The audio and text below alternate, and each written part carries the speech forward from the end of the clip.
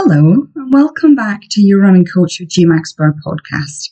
It's hard to believe we're almost at the end of the year. I don't know about you, but this is always the time that I find myself reflecting on the past 12 months, my wins, my challenges, lessons, gifts, and the moments that made me feel truly alive as a runner. Today's episode is a little bit different to usual. It's all about reflection, clarity, and stepping into the new year with goals that actually excite you. We're not just talking about finishing races or getting a PB, though those are great too, but about setting intentions that light you up, both as a runner and as the person you want to be in the new year.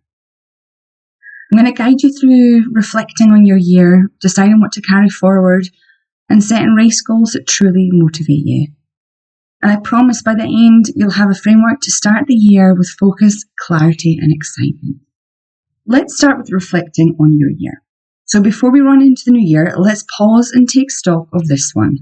Grab a journal, your phone, or just take a few quiet moments and ask yourself, what are you proud of in your running this year? It might be finishing a race, sticking to a training plan, or even just showing up consistently. Sometimes the wins we overlook are the ones that matter most. So really take some time with this one and write down all of the things you are proud of from this year. Then let's switch it to what challenged you the most. What moments challenged you? And more importantly, what did those challenges teach you? Running isn't just about speed, getting faster. It's about resilience, mindset, and showing up for yourself. Now do this from a place of neutrality, from judgment-free. So don't be hard on yourself or down on yourself. We're just looking at what challenged you the most. Then we're going to journal on where did you feel most aligned with your runner identity this year. Maybe this is the first time you've even thought about your runner identity. I do have a workshop on that if you want to check out the show notes for that. When did running make you feel strong, confident, joyful? It can be during the race, it could be during a training cycle, it could be at the gym, it could be outside.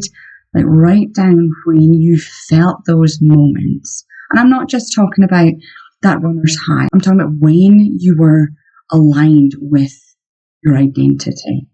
So take a moment to sit with these questions. Don't rush them. Let your mind wander through the year and notice the moments that stand out. If you're struggling to think past what happened this last week, it might be helpful to take out your phone and look through photos from the last year. It might refresh your memory about certain runs. Like I know certainly for me, I take a lot of selfies and photos whilst I'm on my runs. That can then help jog my memory as to which runs were challenging, which runs felt amazing, which runs did I take that photo because I just felt so freaking good. So once we have reflected on your year, we're going to decide what to move forward with.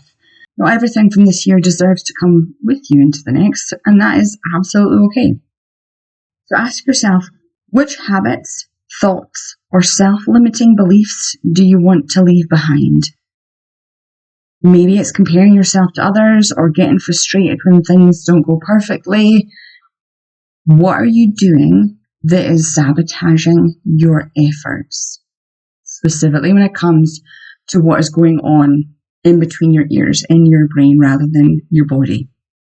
What are you doing that is stopping you from achieving your running goals?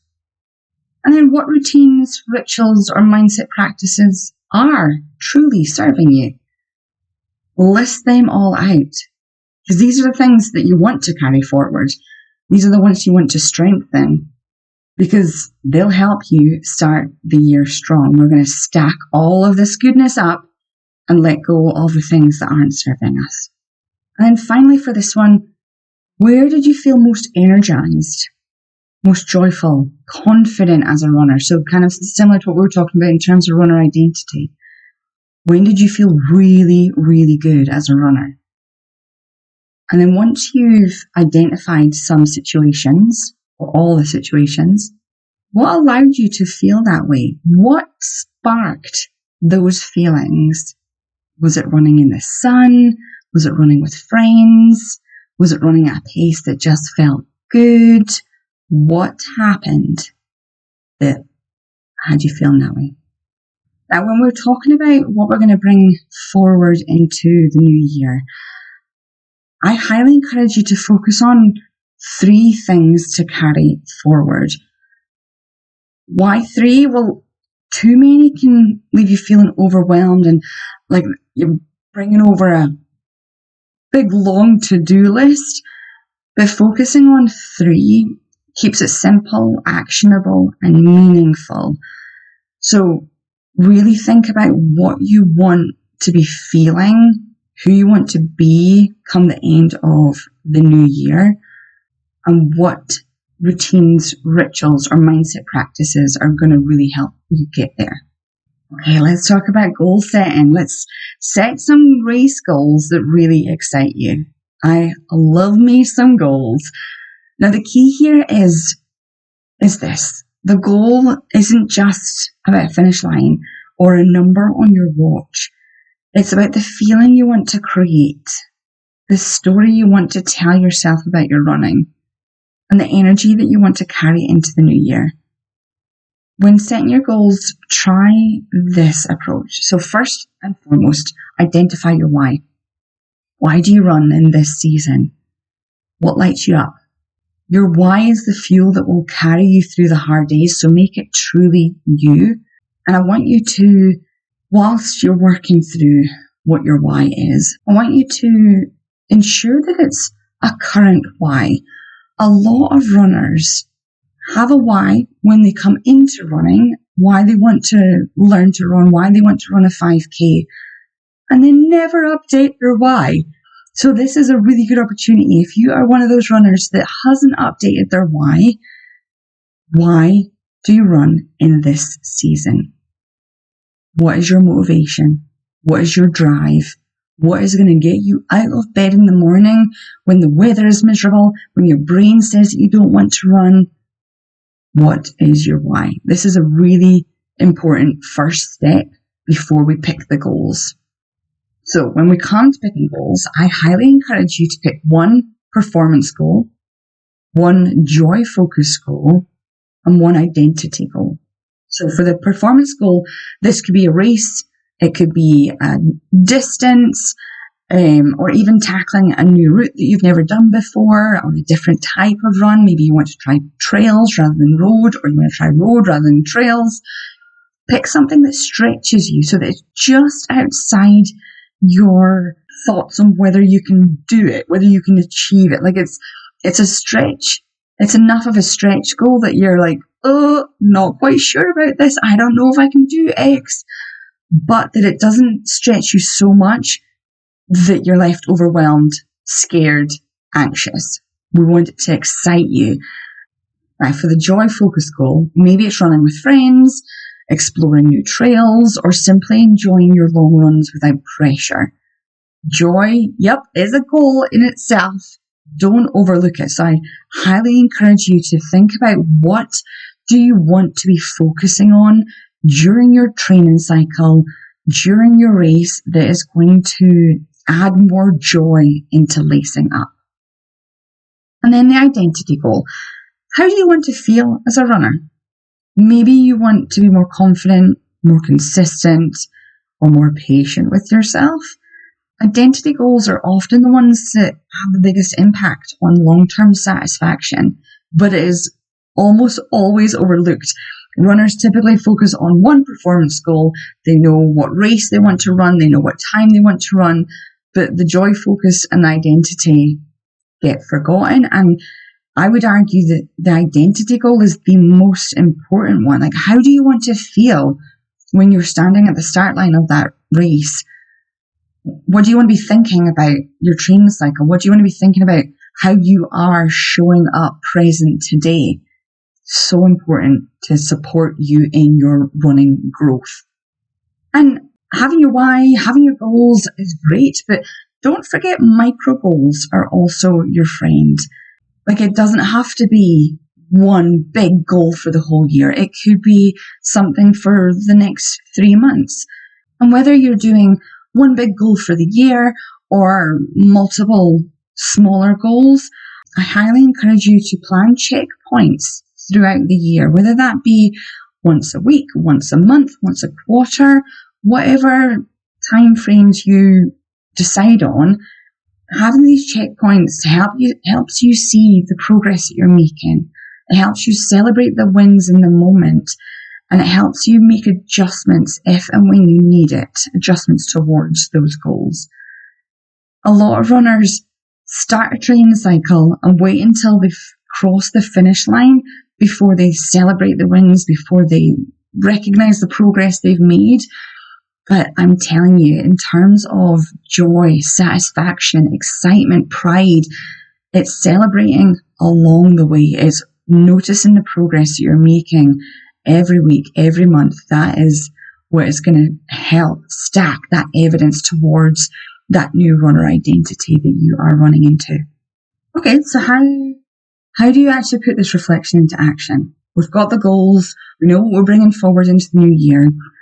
First step is get your calendar out and start scheduling some things in. We want to be taking action, not just thinking things through. So if you have got a performance goal that is a particular race, put that race in your calendar, get it locked in, go register for it. Don't wait until you feel ready. Don't wait until you've done half of your training. Get it booked now. Take action. If you're not working towards a performance goal of a race, maybe it's to run in trails rather than running on the road. Put some of those trail runs in your calendar. Go research what trails you want to run and start creating a plan. Start putting it into your calendar. And when you're putting these things into your calendar, whether that's races or training runs or time to research certain aspects of your goal, I want you to treat this time in your calendar, treat it like a commitment to yourself, a non-negotiable. These things often get pushed aside when life or work gets busy. But I highly encourage you to treat these commitments to yourself no differently than if you had a meeting with your boss, or you have an appointment with your child's teacher, or you've got a doctor appointment. You wouldn't bail on them last minute, so don't bail on you and your goals last minute. Now, yes, emergency things happen. Things pop up that you weren't anticipating, but I highly encourage you to treat these as time in your calendar that can only be moved for true emergencies. Now, you might be thinking, oh, she's so out of touch, she doesn't know my life, I'm really busy. And that is true. I don't know your life. But I'm saying I highly encourage you to dedicate this time to yourself. It is probably, 30 minutes, an hour, 3-4 times a week, maybe longer, maybe a couple of hours if you're training for a longer distance. If you're training for an ultramarathon, then yes, you're going to need 10, 15, 20 hours a week, whatever it is, to train for that race. But you created this goal. You're dreaming of achieving this goal. And in order to achieve that goal, in order to stand at the start line of that race, feeling amazing, feeling confident, feeling strong, feeling ready, you got to do the training runs. You got to dedicate the time to your training. So this is your first step to getting to your goal. So like I said, treat it like a commitment. And I highly encourage you to plan a monthly review session. So even if it is just 5 minutes to review the training that you've done, how does that connect with your goals? How's your mindset holding up?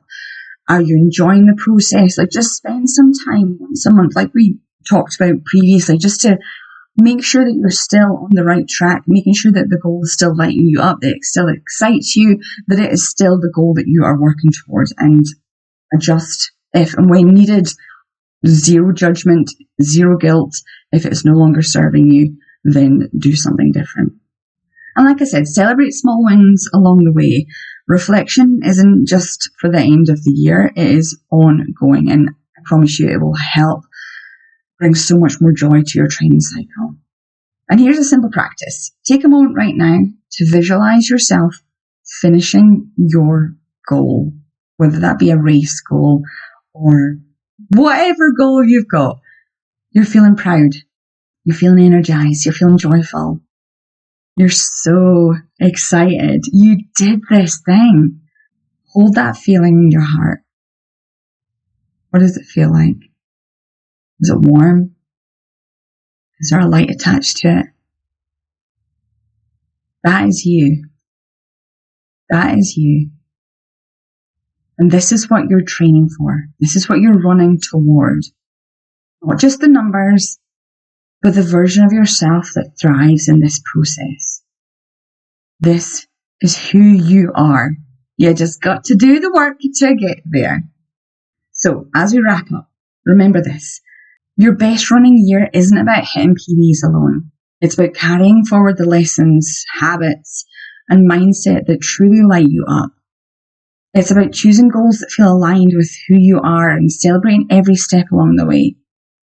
If you feel inspired, take a moment today to reflect, to journal, or even send me a message about your reflections or goals. I'm at GMacSpurr Coaching on Instagram, or come find the Your Running Coach with GMacSpurr podcast Facebook community. I'd love to hear how you're stepping into the new year. I really truly would. Thank you for spending these few minutes with me. Go out there, finish your year with intention, and step into the new year ready to run your story your way. Thanks for listening. Take care. Happy running. Bye for now.